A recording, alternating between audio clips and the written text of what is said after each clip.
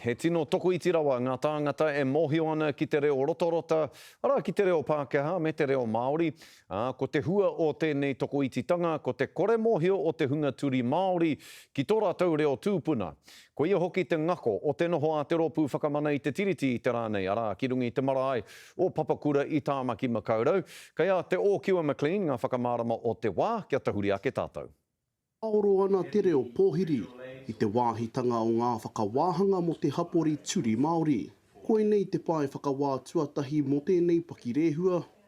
And so there's an urgent need to develop and promote trilingual interpretation. Ko te nawe matua i matapakitia ko te ruarua o ngā kai whakamāori reo toru, e whai māramatanga ai te hunga turi ki te reo rangatira. My mother was hapu with me and she did contract rubella. And as a result, when she had me, I was born deaf. He neke atu i te whāmano tāngata turi e whakamahi ana i te reo rotarota, he rua te kaumano tāngata katoa e tāia ana te whakawhitiwhiti.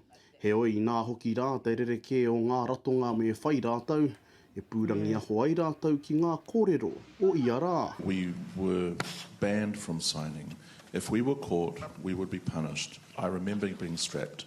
And it is my testimony that Māori deaf children were perceived to be more mischievous. Hei tā te pāti Māori me kaha ke te kāwana me o nā tari katoa ki te whakarahia ke i tēnei kaupapa. Me karawhiua ngā pūtea ki roto i ngā kura kaupapa, ki roto i ngā kura aiui, ki te whera i tētahi waho, ki roto i ngā kura mo te reo turi hoki.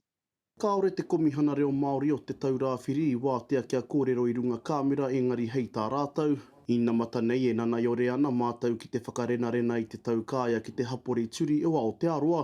Kia e arawa e rā wānanga ka puta ia mātau he kōrero o kawa.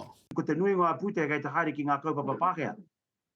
Nō rere e rua no ngā reo motu hake ki roto i te whenua nei, ko te reo Māori, ko te reo turi anō hoki. There were times where in the classroom setting, if you were caught just signing, even accidentally with other kids, you were told off. Chocolate egg.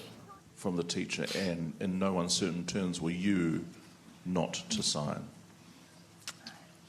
Yeah, it was oppression. Ka haere te pae whakawā nei mō te ruanga o te wiki nei, ko te mea nui kia rongo mai te kāwana me kore e tau te māramatanga ki ngā tāngata turi. Te Ōkiwa McLean, te karere.